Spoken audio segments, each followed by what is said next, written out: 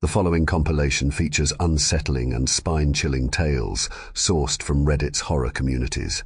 Reader discretion is strongly advised. These narratives may contain graphic descriptions, psychological distress, and themes that could unsettle sensitive individuals. Proceed with caution, as immersion into these eerie stories may provoke fear, unease, and sleep disturbances. Enter this realm of Reddit's creepy horror stories at your own risk, as the line between reality and the macabre may blur within these chilling narratives.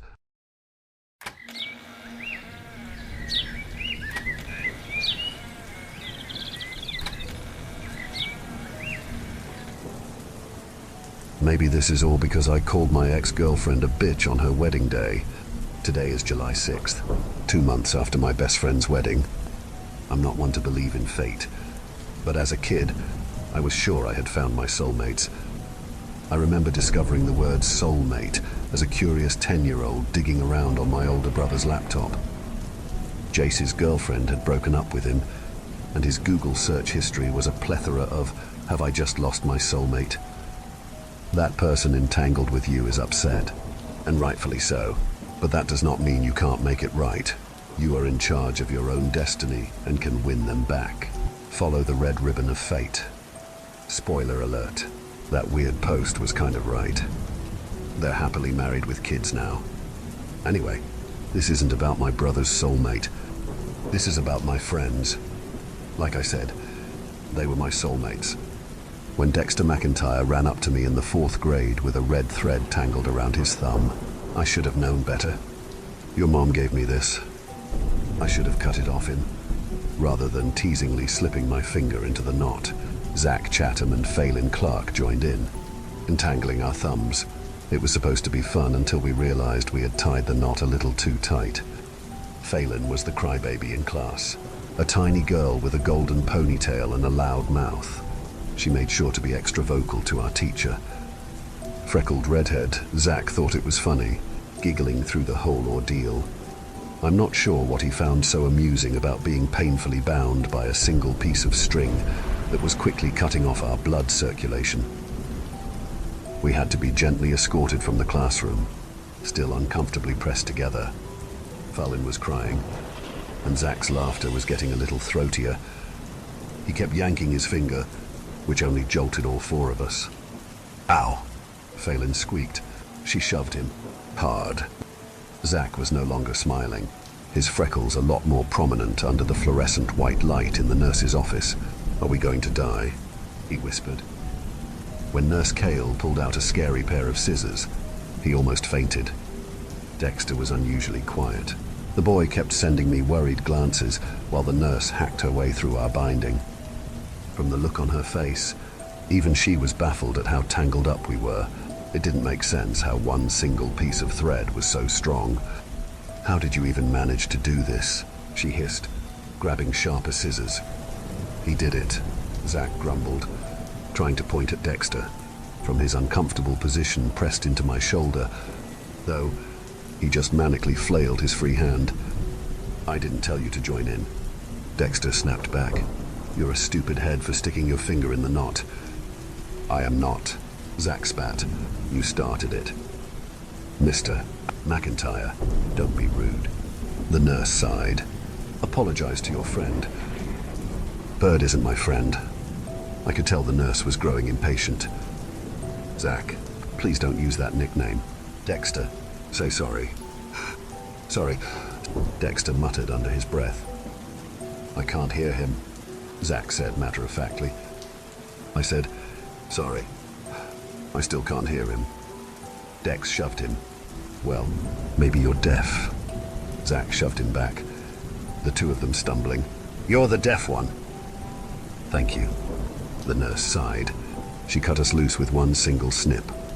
She left to get juice boxes, and for a moment, the 4 of us were in stunned silence. It was Zach who started laughing first.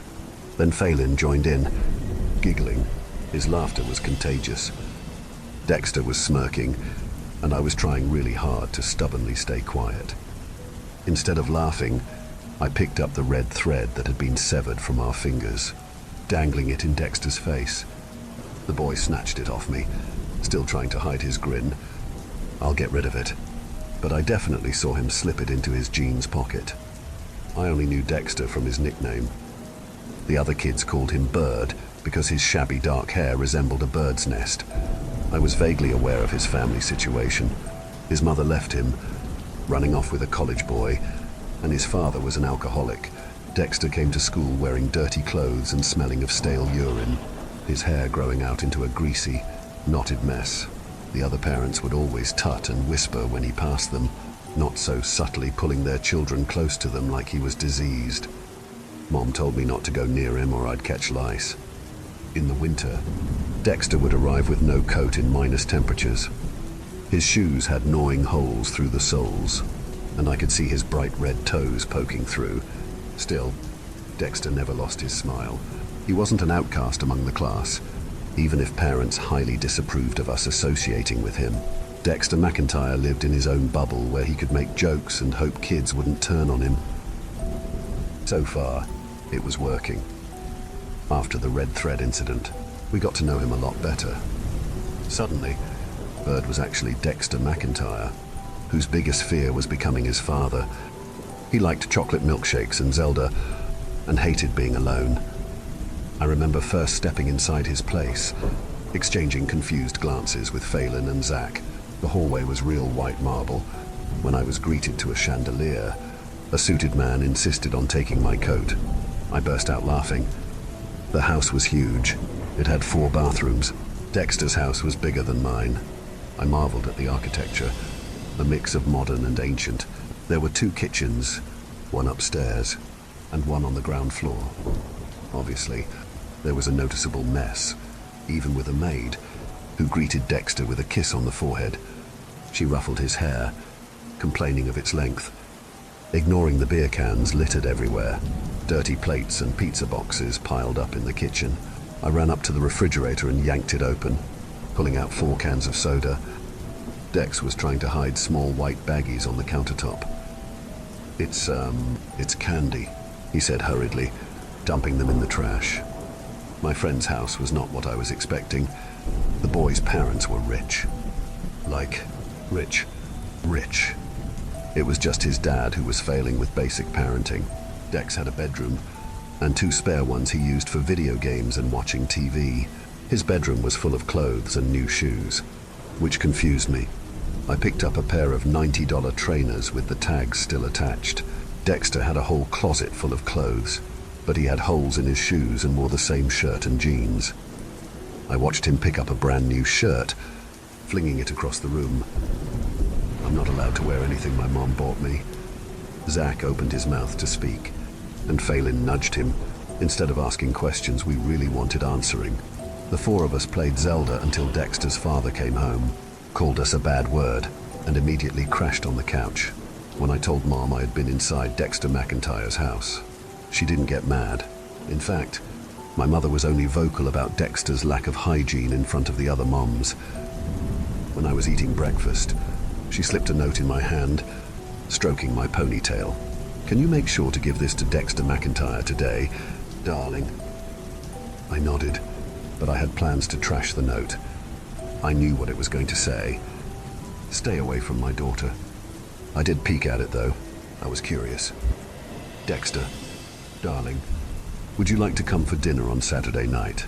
I was wondering if you would like me to give you a haircut. Mistress Lee." Underneath, in smaller writing, she had scrawled the children's crisis number. Crumpling up the note, my cheeks were burning. I had seriously misunderstood my mother. I gave it to Dexter, and after skimming through it, he started crying. Zach comforted him with his DS, Phelan squeezing us all into a hug sandwich. Dex did eventually come for a haircut, not on that Saturday, though. Instead, Dexter came for burgers and s'mores. The following weekend, Dexter McIntyre sat in my kitchen with a towel wrapped around him while my mother washed his hair and then cut it into an easily manageable style. Zach told Mom about the clothing situation, so she went out and bought him new clothes. I think Dexter had been brainwashed by his father that his mother was the devil incarnate. He wore the new clothes with no problem. As long as Dex's mother had not paid for them, his father didn't say anything. I wanted him far away from that house, so I invited him to hang out every day. Rain or shine or snow, I made sure Dexter was by my side. What I didn't expect was to develop a crush on a certain member. I hid my feelings, though. Dexter and Phelan shared a moment at the summer fair. Zach and I didn't even find out until a month later, when it was clear the two of them were growing closer. I caught them awkwardly holding hands, and they both went tomato red. Dex nudged the girl out of the way. "Ah! We're not a thing," he grumbled. "Phelan is too stupid. I have standards." Ever since getting a haircut, finding his own style and being labeled as cute by the other girls in class, Dexter thought he was the next River Phoenix. Phelan's eyes filled with tears, but she nodded, sniffling. "Yeah, Dex is disgusting." I shot Zach a grin, who in turn stuck his tongue out and threw the candy he'd been eating in my face. Turning 12 years old, Phelan and Dex no longer tried to hide their little thing. When we were hanging out at the park, he'd rest his head on her shoulder, grasping for her hand. Zach rolled his eyes at me, pulling a face, and I suddenly got really sad for no reason. They were cute. It wasn't quite dating because we were too young. The two of them were a slowly blossoming thing that wasn't quite a thing yet. Neither of them knew how affection worked. They broke up over a tuna sandwich before rekindling a day later at school. But I saw the way he looked at her. His smile was warm and pretty, and she was glowing. Dex was Phelan's soulmate, but my gut ached. Was I sick? Did I have a fever? Why were my cheeks so red? I started to hate myself, angry at myself for having feelings. I wasn't expecting to get butterflies for Phelan Clark and her stupid blonde ponytail. Our friendship was short-lived, however. It was small and barely lasted a few years, but somehow it was special enough for us to want to cling on to it. Dad announced we were moving to New York just after my 13th birthday. I was officially a teenage dirtbag, and this was my present. Initially, I stayed quiet for a while. Mom said we had 2 weeks before the move, and I should say my goodbyes. Though the hot topic in class was us becoming high schoolers, it felt wrong to ruin their excitement. Zach had grown way taller, and was hanging out with a new group of friends. Phelan and Dex were officially dating, but Phelan and I were also hanging out privately. It was one stupid kiss at a slumber party. Phelan said it was a joke, but she also said she kind of maybe liked it. It was a mess. A big fucking middle school love triangle. Mess. Still though, the four of us rode our bikes to the lake during weekends, and it was awkward. Not the same. I felt it in the air, as well as inside my gut. We weren't kids anymore. Now that we were older, we didn't want to play or search for buried treasure. Phelan preferred to tan under the sun's glare, and Dexter brought a book to read. Zach was comedic relief, thankfully, making jokes and telling creepypastas. I couldn't hide my smoldering cheeks, and Dexter was all but a clueless boyfriend with puppy dog eyes. So, I guess moving away was a blessing in disguise. I did eventually tell them over ice cream, my voice wobbling. We hugged and cried, and maybe got a little tipsy on Zach's father's pricey wine. They were my first real friends, regardless of how tangled we were, and I was already being pulled away from them. Phelan, I was being pulled away from the girl I could not stop thinking about. The day before I left for New York, Dex strode directly into my house and kidnapped me from my bed at 6 a.m. It was a school day. When I tried to say that, Dex covered my mouth. Mom handed us a packed picnic basket and ruffled his hair. She only said one thing: bring her back by curfew. We spent the whole day at the lake. One perfect summer getaway. Even better, we were missing school. When the sun danced across the horizon, the sky growing darker, Dex jumped up from his place sitting on a rock. His smile in the flickering orange from our campfire took my breath away. Something uneasy writhed in my gut when I stared at my friends through the flames. Zach, who was less smiley than usual, head tipped back, his gaze on the stars twinkling above us. Phelan, Her hair was caught in a whirlwind whipping across her face, and she looked so sad. Despite her laughter and forced smiles, every time I glanced at her, she averted her gaze. "We should make a pact," Dex said, pulling something from his pocket, the red thread. He held it over the fire, and something twisted in his expression to make sure we stay friends forever. I noticed his eyes darken significantly, flicking to Phelan, no matter what. Zach burst out laughing, Phelan jumping up and wrapping her arms around him. "You kept it," I managed to get out through a breath. Dex nodded. He ducked and grabbed a book he'd brought. "Okay, so the book says we do this at midnight." He shot me a grin, wrapping the red thread around his index finger. "Do you think your mom will kill us?" I shrugged. "Probably, but it's only 2 hours." We spent those 2 hours talking about everything and nothing. The boys dipped their toes in bioluminescent plankton and swapped stories from when we were kids. I sat on a rock and tried to keep my emotions in check. I loved Phelan and Dex, and getting in between them was something I didn't want to do. But I also had really bad butterflies for my best friend. Eventually, I pulled her away from the fire where she was making s'mores, and I said goodbye to her. The two of us sat in freezing cold water up to our ankles, and Phelan said she'd wait for me. My heart felt like it was going to burst out of my chest. I didn't know what the context of wait was. Would she wait for me as a best friend, or something else? I asked her what she meant, and Phelan opened her mouth before Dex interrupted. The boy waved the book. "It's almost midnight." He raised a brow at our joint hands. "Are you guys gonna kiss?" I pretended not to see him trying to hide a smile.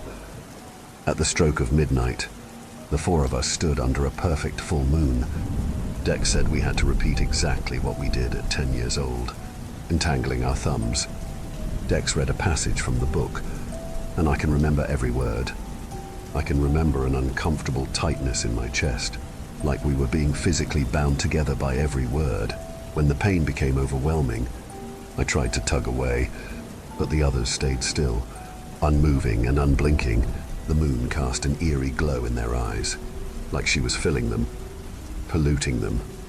A bond as close as ours can never be broken, and if so, we will pay the price and be brought together again and again. Then it was over.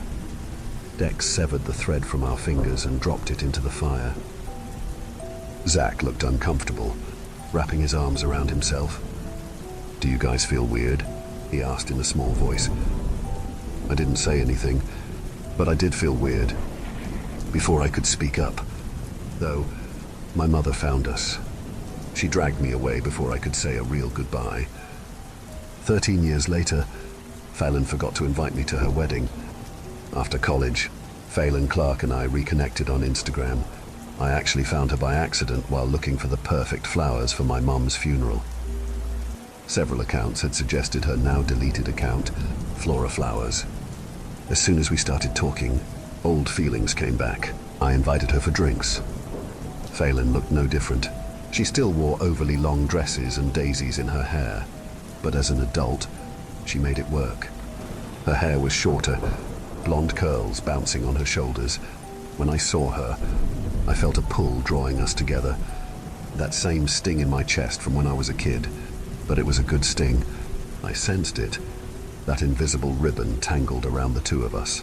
The closer we got to each other, the warmer and safer I felt. I got overly emotional about my mom's death, and Phelan hugged me, opening up about her own life. She and Dex officially broke up in their junior year when she caught him and Zach hooking up in the darkroom. Phelan explained that ever since our pact, things had been different between the three of them. "Different in a good way?" I asked, sipping my overpriced cocktail. Phelan shrugged. "Kinda." She blushed slightly. I don't know how to describe it, but it felt wrong when we were away from each other. It started with Dex and me, and then he and Zach. Phelan looked sheepish. When it became clear that something was going on between all of us, we tried to make it work. Her eyes found mine, but it was painful. It hurt being so close together. She sighed. Without you. I nodded slowly, smirking. Ah, you guys missed me. Phelan didn't smile back. She leaned across the table, almost knocking her drink over, her lips close to my ear. I mean physically painful, she whispered, her breath grazing my ear. It was agony, for all of us.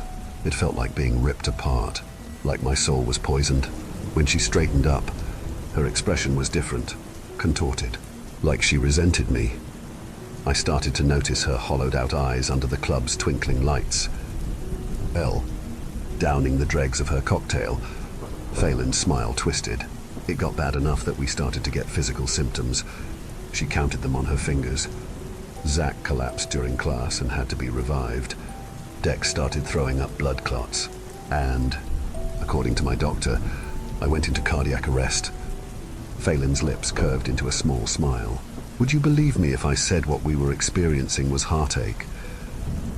I laughed nervously. This is a joke, right? Phelan's eyes were dark. I couldn't go near them. She whispered, without you, whatever we had was incomplete. Without you, it fucking hurt us. So, we found other ways to deal with it. I already knew what was coming. Something slimy twisted in my gut. He didn't. Phelan didn't meet my eyes. He did, right at the start of senior year. Phelan. We searched for you. Ruby. Her voice broke a little. The summer before our last year, we came to New York to try to find you. Phelan let out a breath. You have to understand that even being close to you at such a long distance and yet closer, it started to hurt less. Zach knew roughly where you were, so we just kept driving. And the closer we got, it was a relief, like whatever had been choking us had let go. I opened my mouth to speak, only for her to cut me off. We found your house. Phelan laughed. Who needs Google Maps when you have an invisible magnet pulling us towards you? I suddenly felt very sick. I never saw you. Phelan traced her finger around the rim of her glass. Well, yeah, she said bitterly. Your mom told us to leave. She said you had new friends, and we'd make it awkward. So, we left. We got back in Zach's car, drove in silence all the way back to town, and the boys and I never spoke to each other again. I had a hard time finding my words before she reached for my hand, and yet here you are. Phelan's lip twitched. Should we try finding Zach? I found my breath. Probably not a good idea. I'm not fully aware of the details of that night. I just know that Phelan and I became an actual thing. It did hurt at first. Without the boys. I understood what she meant, but we got used to it. It just meant we had to space out our time together. During the day was particularly painful, enough to convince me I was dying. So, we used the night instead. Then, Phelan disappeared. No note, explanation, or even a text. And then it started to hurt. For the first few days, it felt like the flu. Then I started losing my breath. Countless emergency room appointments told me I was fine. But I felt like I was suffocating.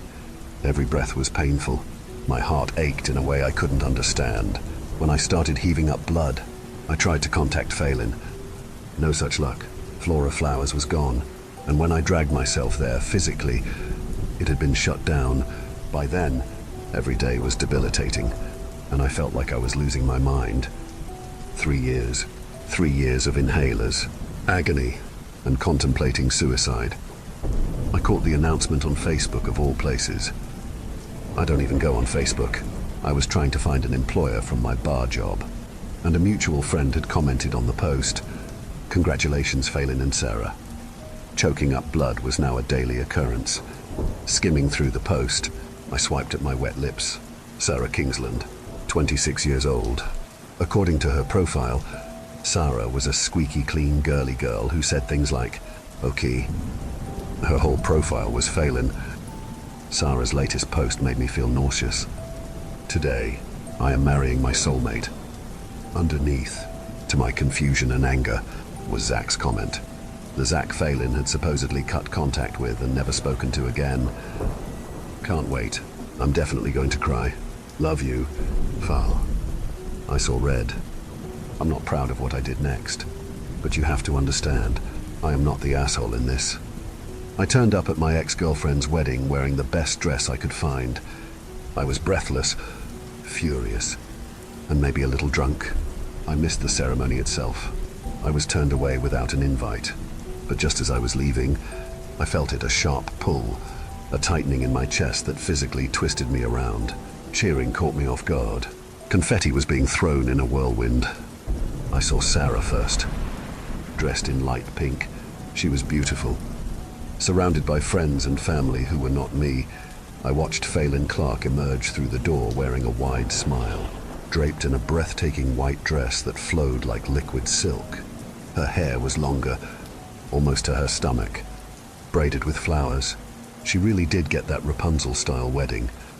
It was hard not to notice how ghostly white she was, like she was being drained. But her smile was real, not the strained grin she gave me years ago, full of pain. Phelan was happy. I watched her kiss Sarah, her new wife, scooping her up, making her squeal with laughter. When she threw her bouquet into the small crowd, I bit back that relentless pain straining my chest. I made peace with my old friend being happy and no longer part of my life. I could ignore that squeezing in my chest and move on with my life without her, as long as I distanced myself as much as possible. I started to walk away, until I saw who caught the bouquet. Dexter McIntyre, 25 years old. He was still ruggedly handsome, with a matured face and a scruffy, artsy look that screamed pretentious film student. The dark shadows under his eyes were prominent, highlighting darker, hollowed-out punctures I barely recognized. Dressed in a white shirt and casual jeans, with a pair of Ray-Bans sitting on disheveled brown curls, he was so Dex my eyes were already stinging. Bird had come a long way from his middle school nickname. Dex held up the bouquet with a laugh, waving to Phelan, who cheered. At that particular moment, I didn't want to acknowledge his loose shirt collar or the way he was slightly off balance. I was too busy scanning for another familiar face. There. Zach Chatham was further away from Dex. His style was less casual, khaki pants and a suit jacket, a Polaroid camera hanging around his neck, with his mop of dark red hair and freckles. He looked like he had stepped out of a vintage photograph, a touch of nostalgia mixed with charm. Seeing Zach, regardless of how mad I was somehow a comfort. I had missed him. My ex-best friends stood at a reasonable distance apart in the crowd, intentionally ignoring each other's presence. Before I could stop myself, I was already striding towards them. Phelan met me halfway in 3 heel clacks. "You bitch," I said before I could stop myself. The crowd around us started to murmur in surprise. "Ruby." Her voice was a low hiss. "Don't do this now." I didn't want to hurt her, but she had hurt me, even worse. She had left me with no breath for 3 fucking years. "You invited the guys," was all I could choke out, gesturing to the boys. Zach looked awkward, and Dex had the nerve to roll his eyes. I ignored the crowd erupting into murmurs. Phelan's wife stepped forward, but my friend gently shoved her back. But not me. "Are you fucking serious right now?" I was getting more confident, more angry, until I was hysterical, spluttering on a cough. "You left me for 3 years with no explanation in this state." I gritted through my teeth. "And now you're married to someone I don't even know?" "Don't start this now." Phelan's cheeks were growing paler, and I wondered if I was the culprit. I was standing too close, an all too familiar pang in my chest. Her eyes pleaded with me, but I was past reasoning with her. I felt like I was drowning. Phelan didn't speak to me, but she did tell Dex, who was hovering over us, to take care of it. That was the nail in the already shattered coffin. I slapped her, and somehow I was the one who felt the sting. "Take care of me," I spat, "like a fucking dog." "Not the team, Ruby." Dex sang in my ear, his breath tickling my cheek. He reeked of alcohol. With him close, the pull was back, forcing us together. "Didn't you say Dex was dead?" I spluttered. Dex's eyes darkened. He folded his arms. "So, you did meet up with her?" "I told Ruby you were drinking." Phelan snapped. "Which you are." He pulled a face. "Some friend you are." Dex's hand wrapped around my arm to pull me away, and I shoved him back. We are not friends. His laugh caught me off guard. Good. He was definitely slurring his words. You put us through hell for 15 years, and you think we're friends? Dex snorted, and it came out. All of that pain and anger he'd been suppressing. Your psycho mother told us to screw off when we needed help, and you couldn't answer one measly letter. I didn't get any letters, I said through gritted teeth. For a second, Dex looked confused before he rolled his eyes. Oh, you didn't get one letter, not even a text. In the 15 years we were apart, you never got one fucking inkling we were in pain, that we fucking needed you. I felt my body jolt when he stepped closer. From the strain in his eyes, Dex had felt that pull too. He staggered away, offering me a two-fingered salute. Go home, Ruby. Phelan started towards Dex, but he shook his head. Stay away from me. His voice broke. You actually met up with her? Her expression crumpled. Dex, it was for closure. Bullshit. What? You knew where she was, and how much pain I was in, he whispered, and you kept your mouth shut. Dex stumbled. I'm done with all of you. Wait, Zach spoke up. But what about the... You can shut the fuck up. Dex turned to him. You blocked me because you're a coward. Zach looked hurt, putting on a mask as always, but he still laughed, still emitted that Zach charm. Oh, I'm the coward. I'm not the raging alcoholic who sponges off of his dead mother's bank account. Dex snorted. I'm sorry. Weren't you begging for my dead mother's bank account 5 years ago to pay some debt collectors? Oh, you couldn't fucking wait to throw that in my face. Dieter, jackass. Dieter, Zach laughed, shoving Dexter. Are you fucking 12? Oh, I'm 12. Dex shoved him back. Don't you still live with your mom? At least I have a mom. Stop, Phelan shrieked. Just leave, all of you. Her words were final, and so were mine. I nodded, swallowing. You're all dead to me. The second the words left my mouth, I felt a shift in my mind, a sudden, contorting twist in my body. It felt like my chest was being squeezed, my heart suffocating, in one single breath. I was sure I was going to collapse, all of the breath being sucked from my lungs. I could feel it, the sensation of something unraveling inside me, coming apart by the seams, severing. When my next breath was no longer a pant, a desperate cry for oxygen, I could have cried. That debilitating ache in my heart I had been fighting for most of my adult life was gone. It was the opposite of what I felt at 13 years old. That had felt like a weight suffocating me. This was like it was lifting, finally freeing me. My second breath felt human again. My third breath was almost a sob. I didn't have to suck it in and pray it was enough. I noticed a change in the others, like a switch had been pulled. Phelan's expression softened, her hand going to her heart. The strain in her eyes, the pain she was trying to hide, was gone. Dex's cheeks had color in them, the dark circles under his eyes fading. I remember catching Phelan's gaze. She was still mad, and I still hated her. But my ex-girlfriend's eyes were filled with tears, a silent thank you. Dex's lips pricked into a maybe smile, but he still wouldn't look at me. I loved Phelan, but part of me also resented her. I was pretty sure she was my soulmate, red string binding us together or not. But sometimes it was better to just let go. We were adults with our own lives. We didn't fit together anymore, and that was okay. When Zach's camera hit the ground suddenly, splintering on impact, I barely noticed.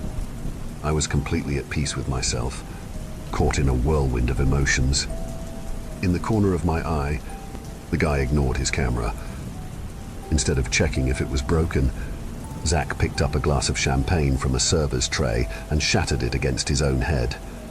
Something slimy crept up my throat, because his smile wasn't wavering. In fact, Zach's grin only widened when he stabbed Dex straight through his chest. It took half a second for my mind to register the blood seeping down his temples and blooming through Dexter's shirt. Screams erupted around us, but to my confusion, Dex wasn't reacting like he was confused or hurt. He laughed, like a kid. Whatever affected Zach had caught him. I saw his eyes flicker, his jaw going slack, his body jolting, like it was no longer under his control, twisting around. He dropped into a half crouch and scooped up a broken shard of glass. I was paralyzed suddenly, time coming to a confusing halt. It was the light in his glazed over eyes that terrified me. Moonlight. Ruby. Phelan was grasping my shoulders, but I shoved her away. Ruby, we need to go.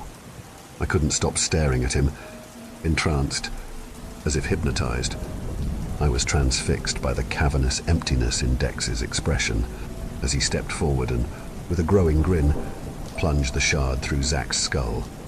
I partially snapped out of it when blood splattered light pink confetti, pooling across concrete.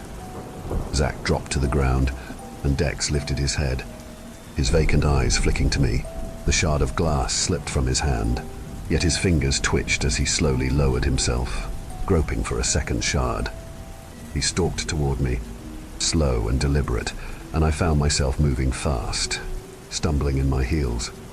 Dex let out an animal-like chitter resembling a war cry, before a blur of white dove on top of him. Phelan. My ex-girlfriend squealed in delight, her slender fingers tightening around his neck. It had taken her, too. I staggered back, aware of the guests screaming, caught up in a stampede. I was aware that I was backing away, my gaze fixed on their struggle. Animals. Dexter McIntyre sprang to his feet like an animal, spitting out something, which I quickly realized was what was left of Zach's eye. The man was splattered all over him, rich gore painting his shirt, staining his neck. Something sour wound its way up my throat. Dex had been feeding. Phelan anticipated his every move. The two circled each other, teeth bared. Dex lunged, like he was dancing, throwing her off balance. But Phelan was faster. She caught him in a headlock, but he squirmed free, and with strength I didn't understand, roundhouse kicked her in the face. Phelan, however, was tracking every movement, with a stiletto heel to the chest.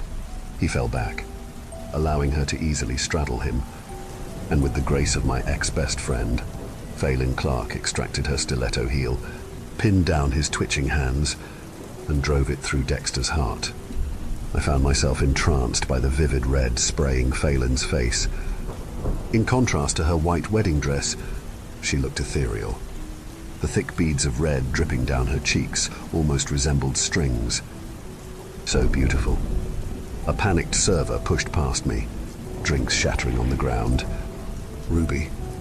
Someone was screaming, no, shrieking my name.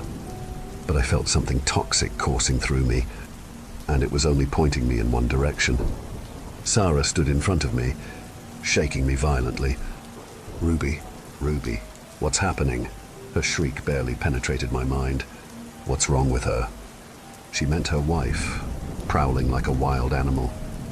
Instead of answering, I moved towards Phelan, who twirled her bloodied heel between her fingers, teasingly.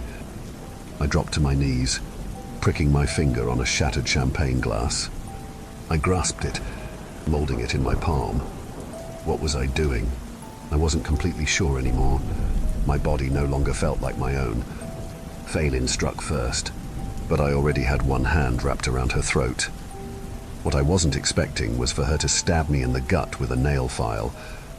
That caught me off guard, but I don't remember feeling anything. Phelan took advantage when I let go and finished me off, slicing open my throat. Warm red seeped down my chin, and it was so hard to speak, so hard to tell her I was sorry. Except my mind was polluted, drowned with a hatred that tried to force me back up, puppeteering my limbs into weapons. The bride dropped to her knees next to me, her eyes glowing with an ethereal white light I couldn't understand, and drew the blade across her own pale throat. I thought I was dead. It made sense for me to be dead. However, I woke up the next morning, alive, and somehow not fatally injured. Phelan's wedding could be explained, kind of. According to the town, it was a mass hysteria event caused by a gas leak. I thought that too, until the bride herself, Phelan Clark dressed in silk pajamas, with half of a slice of toast sticking out of her mouth, turned up at my apartment with those exact same vacant eyes and stuck a carving knife through my heart. Since my first murder, every day has been a hunt, and it terrifies me. My purpose on this earth from the moment I wake up in the morning is to kill them. On Monday, Dex drowned me in my pool. Tuesday, Phelan shot me in the back of the head. Wednesday, Zach stabbed me straight through the heart. Whatever this thing is, it has turned me into a murderer. I can't stop it. It's like being in a trance, completely out of my control. In this state, I've become accustomed to squeezing the bloodied pulp of their hearts between my fists. I know the exact weight of them. Zach's heart is weaker, and this terrifies me. Dex's is cold, so cold, I struggle to hold it. Phelan's is the smallest, easier to pulverize between my fingers. Zach is convinced that if we redo the ritual and make friends, this will stop. But trying to collaborate with your murderers who can turn on you at any moment is extremely difficult. Dex enjoys it, but to a whole other level. Ever since he ripped Zach's heart from his chest, Dex has been infatuated. Initially, Dexter was the brains. We need to bind ourselves together again, he said when we met at a distance, blindfolded, because severing whatever we had was extremely fucking bad. He tried to get us to work together. However, the more times we die, the less humanity comes back with us. Dex is the living proof of that hypothesis. It started with him treating killing as a game, but there's no winner or loser, no logic behind this. We just kill each other, come back, and kill each other again. Whatever this thing is, it's evolving inside us. At first, we were like animals. Now, I don't know what we are, something between mindless and human, with enough brains to be tactical. After acting like a rabid dog for the first month, Dex makes us suffer. He is obsessed with the human heart and why ours were chosen, entangled and bound in poison. We even tried to get the police involved, but they stepped away as soon as they saw what they were up against. In their words, this has nothing to do with us. Maybe get an exorcist? 2 days ago, I woke up after Dex drowned me in my bath. I was strung up, upside down in his dad's old annex. I was supposed to meet Phelan at a safe distance, but the asshole had knocked me out. I hated how familiar I was with his workshop, clinical white walls and plastic sheeting on the ground to avoid making a mess. I could still see what was left of Zach's old body, maybe from a week ago, a mutilated torso lying on a silver table. I screamed, my heart in my throat, knowing he was going to rip it out. Dexter had already cut into me, already plunged his gloved hands into the cavern of my chest, giggling like a fucking kid. I was half conscious, aware of my own blood spilling onto the ground, tangled and knotted around his trembling fingers. I was staring at string, a single, slimy red string he was pulling out of me. It felt like he was unraveling me like a doll. My body contorted as he pulled, and I could feel everything coming apart, body, mind, and soul. His eyes were bright, polluted, leaking moonlight that crystallized down his face. It was like there was a crack inside him, splintering. When the string caught inside me, my vision went black. I woke up this morning at home, alive, but with a little less humanity. I'm too scared to go outside, too scared to open my door. I can't fucking think straight or type I don't know what to do. It's like a never-ending game of hide and seek. We broke that pact, and those little brats are making us pay. Edit. The mail came this morning. No name, no note. Just a single piece of red thread burned at the ends. Is someone else playing games with us? Edit 2. I've been looking through old boxes my dad sent over after Mom's funeral. In them are hundreds, thousands of letters addressed to me, letters that have been torn up and torched. I can only find pieces, fragments of my friends crying out for help. Dex was right. What the fuck was my mom doing? I'm freaking out right now. I feel physically sick. Please, someone help me.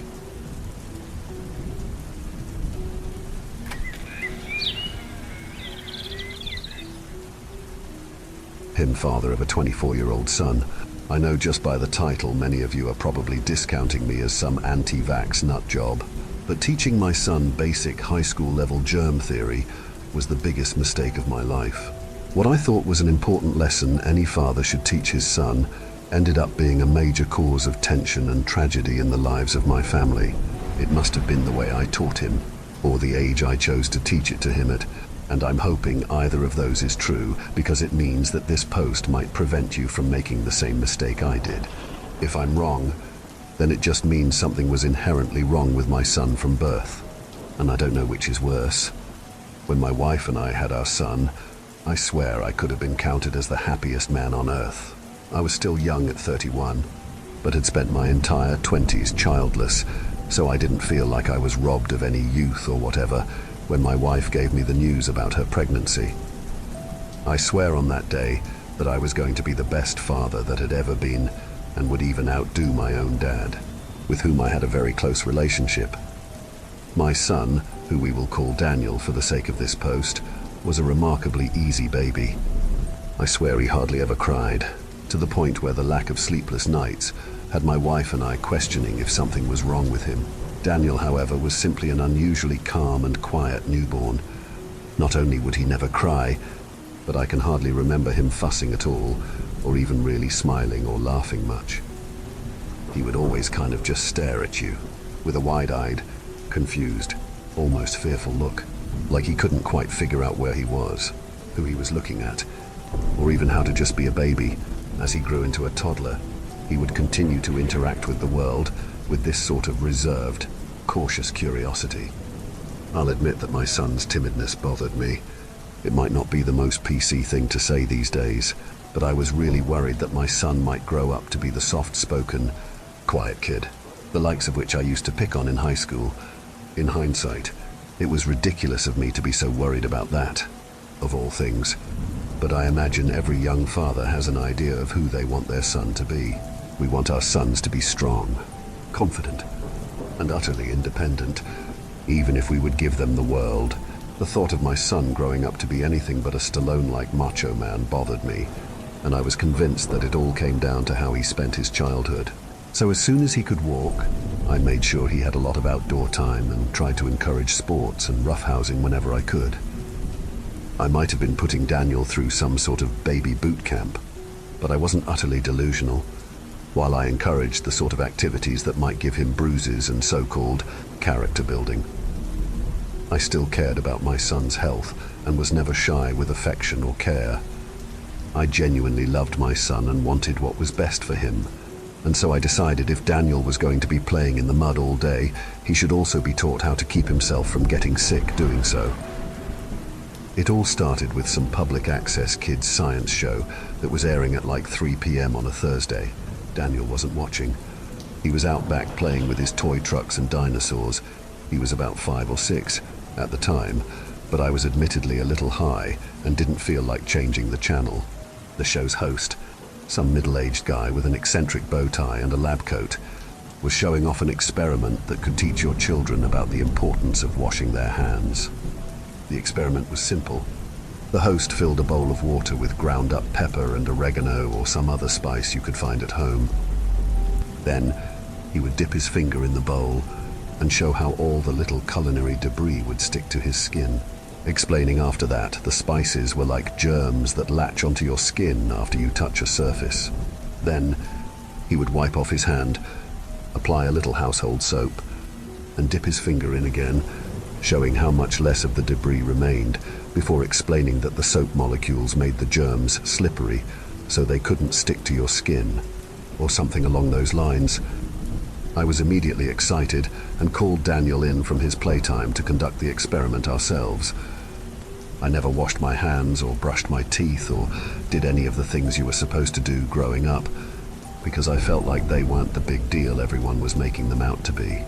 This, I thought, was the perfect way to demonstrate the idea to Daniel, and would be something he'd carry with him for the rest of his life.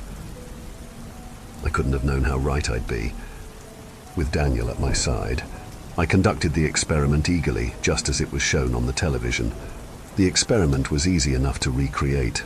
albeit my explanations were much less scientific and a lot more improvised. To Daniel, it didn't seem to matter.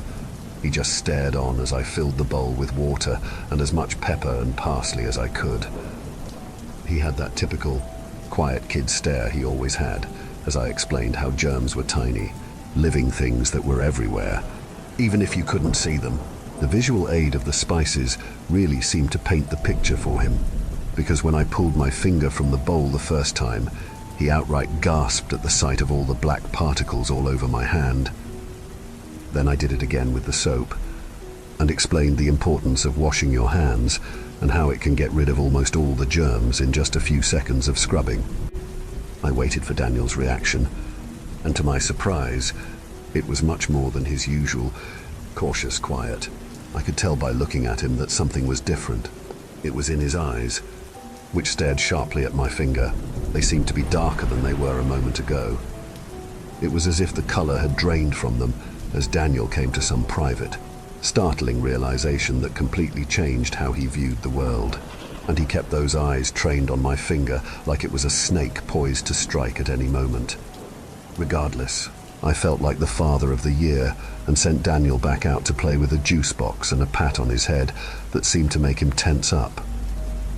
As he walked back outside, slower and somehow even quieter than he had come in, I privately wondered if he might have autism and went back to the TV. Life with Daniel became much harder from that point on. My son had become an utter germaphobe, refusing to play outside, washing his hands and toys constantly, and even refusing hugs and bedtime kisses from his mother or I. Eventually, Daniel would stop eating most food, saying his former favorite meals were icky if they had the wrong coloration or texture.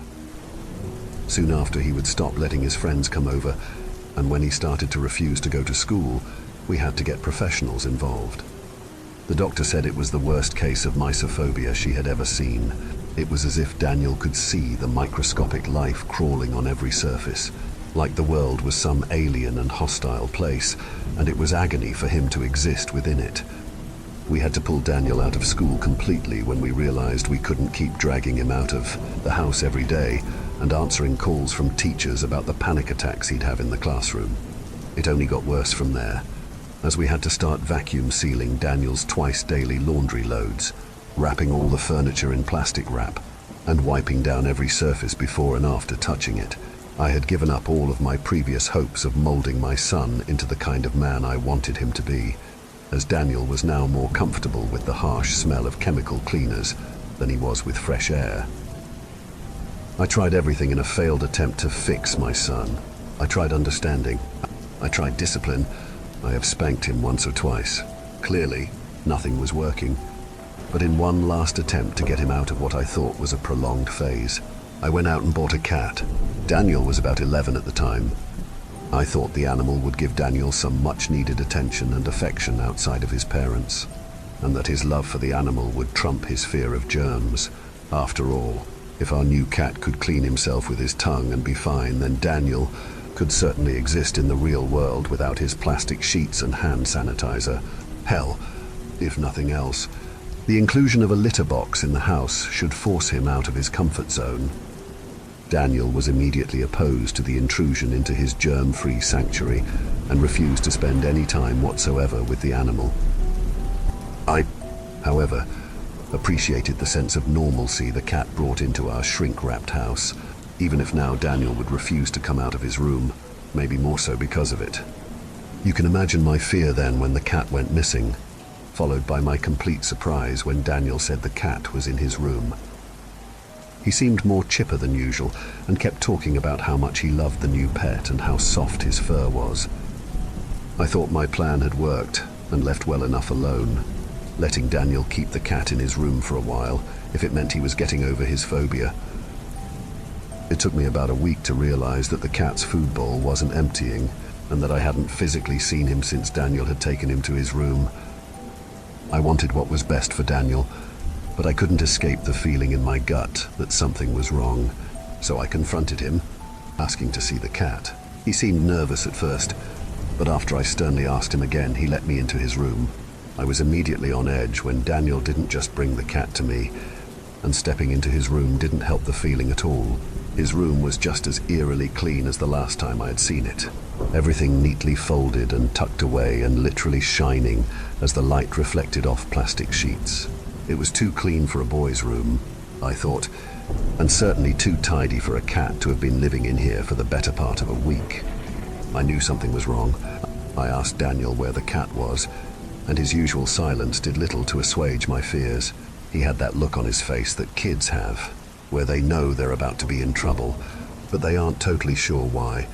I asked him again, and it became clear to me why he'd have his doubts. At the final insistence, Daniel opened the sliding door to his closet. At the bottom of a row of neatly stacked shelves, Daniel pulled out a large, black shoebox and held it by his feet as he looked up at me, as if trying to judge by my expression if he was going to be in trouble or not. My heart started pounding. I immediately began to worry about the cat. My cat. Was Daniel confining him to sleeping in this little shoebox?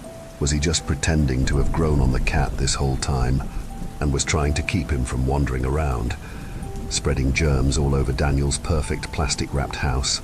Has he gone the whole week without eating? I was even starting to worry that the cat had died in some kind of accident or been starved by Daniel unintentionally, and he was trying to hide the evidence from me.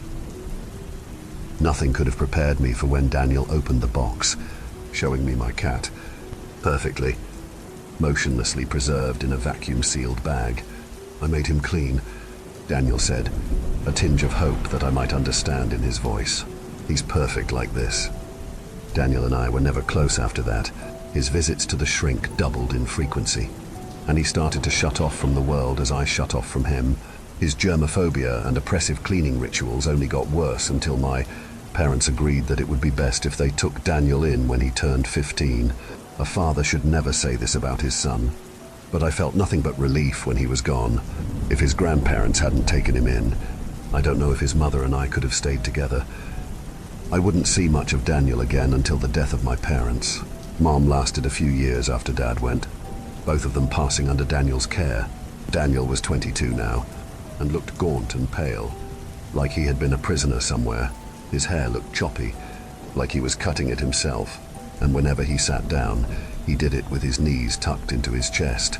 He wouldn't even leave the house for the funeral, and the police told me Daniel had been locked in the house for 3 weeks with his grandmother's body before someone found them, too afraid to leave the house or invite anyone in.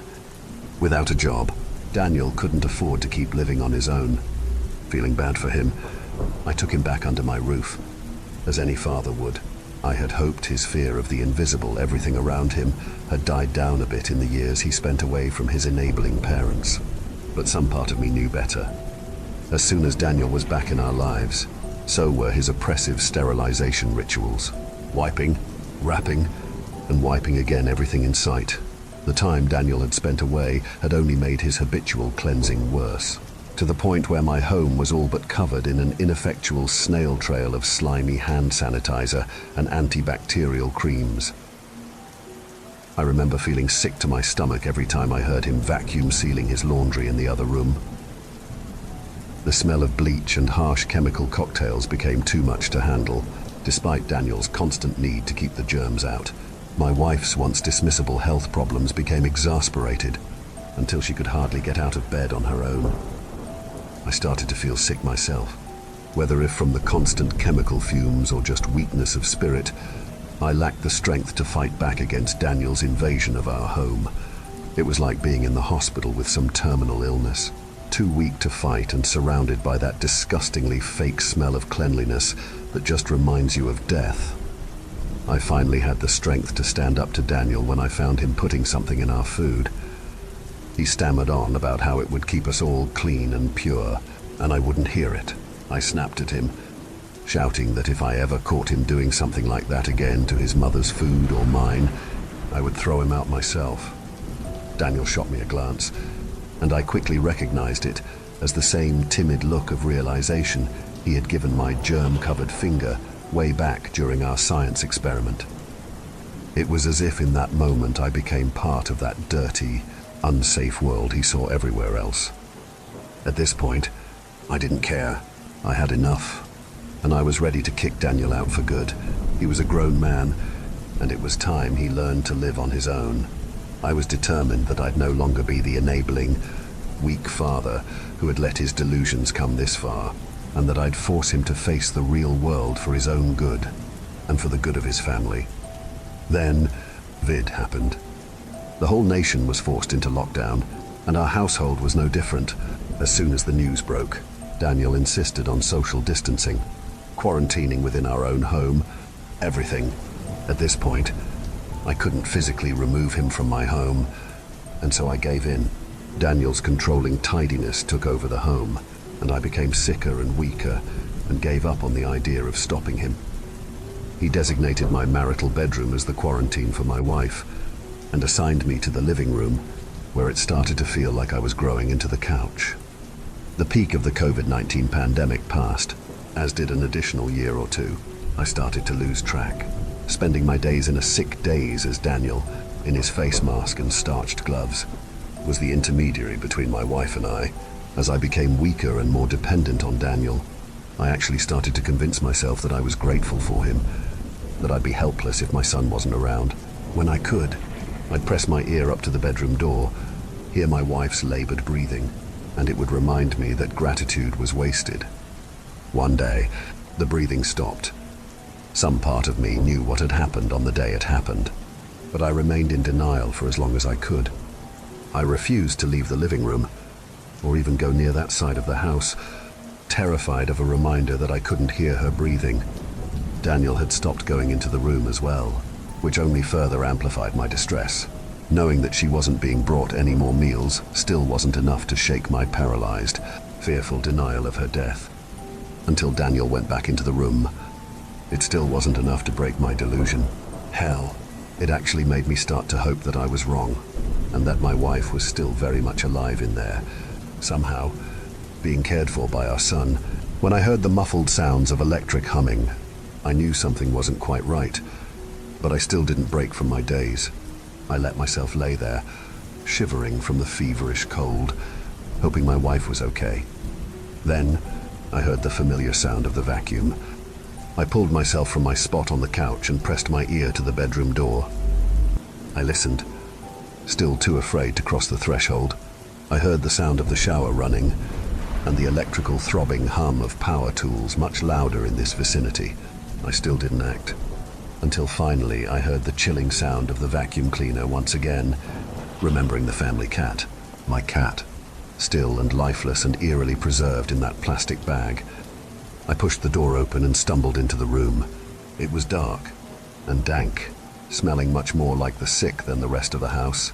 It was clear from the rank odor that hung heavy in the air that my wife had not left this room in the years since we started quarantine, and the thought alone made me almost as sick as the smell. Somehow, it all felt like my fault. I had somehow made her sick. I had locked her in this awful home and barricaded her from getting the help she needed. Somehow, I had even poisoned the air, and in that moment I was convinced that I had killed her. I heard the sound of the power tools again, coming from the attached master bathroom, even in the dark. It wasn't hard to make out the heavy, dark trail of something visceral leading from the bed into the bathroom. I covered my face with my shirt and stumbled, bracing my weight on the nightstand as I moved towards the bathroom door. It was cracked open, letting in a single beam of light that revealed the trail leading up to be the darkest, sickest shade of red. I paused just before the door, listening again as the sound of a power tool, clearly to me now a saw, running just on the other side of the door. I was scared, more scared than I had ever been in my life, and I stood there paralyzed and convinced that I should just leave it alone. If I hadn't heard that vacuum again, I don't think I ever would have opened that door. The first thing I saw was Daniel, down on one knee, wrapped in a plastic poncho and with a dust mask over his face. He looked up at me in shock, and I couldn't help but notice the contrast between how sterile and perfect his outfit was, and how gaunt and pale and inhuman he looked. Like some broken thing of a boy, both he and the bathroom were covered in plastic sheets, stained with red splatter that touched the ceiling and pooled on the floor. Then I saw my wife, or what was left of her, slumped in the corner of the shower. Parts of her were missing. I could make out jagged and uneven cuts in her arms and legs, and even her breasts, which were nothing compared to the sucking wound on her neck where her head used to be. It makes me sick even thinking about it. She didn't even look like a human being anymore, but like some mangled doll chewed up by a dog. The shower was running over her naked, desecrated body, washing her blood down the tub's drain. I swear I could hear it gargle and moan as it struggled to wash down. The sickest part of all wasn't my wife's humiliated, tarnished corpse. It wasn't my son, covered in his mother's blood like some sick parallel to his birth. It's what he was doing with the parts of her that were missing. I glanced down, and to my horror saw my wife's arm, foot, and head all tightly wrapped in vacuum-sealed bags. Daniel had the vacuum tube in his hand and had just finished cling-wrapping his mother's breast in another bag of its own. Every time I close my eyes, I still see her face, tightly wrapped in plastic like it was a second skin. Her mouth and eyes were open, suction molded around the thin barrier of her airtight coffin like she was screaming for release. "Dad," Daniel whimpered, a begging tone in his voice like he needed, desperately, to be understood. He sounded again like a child who had been caught doing something they knew they were in trouble for. And before he could even say anything, I was shaking my head, clenching my eyes shut against the tears that poured through. I made her clean. I made her perfect. It's been 2 weeks, and Daniel has since been arrested. A murder investigation is still underway, but they say they're at least going to charge him with desecration of a corpse. I've been staying in a hotel since the incident. They tell me the house is most likely going to be condemned, but I don't care. I can't ever step another foot into that place. I've felt physically better, less sick since I left, but mentally it feels like something's changed, and it won't ever be better. Through it all, I blame myself. I truly hate Daniel for everything he's done to us, ever since he was a boy, but I can't help but feel like it was my fault that he became what he was. I know it was. I saw that obsession and paranoia form, all thanks to my meddling with his development. I saw the moment in his eyes when he stopped being my son and became whatever he was. I don't know what I'll do from here. My wife is dead, and the thing that used to be my son is probably going to prison. I wanted to be the perfect father, but I accidentally flipped that switch and turned my little boy into a monster. I'm making this post partially because I needed to get this off my chest, but also to warn all the parents out there to be careful how and what they teach their children. You might have a Daniel of your own, and who knows what'll flip that switch. Thank you for venturing into the darkness with us.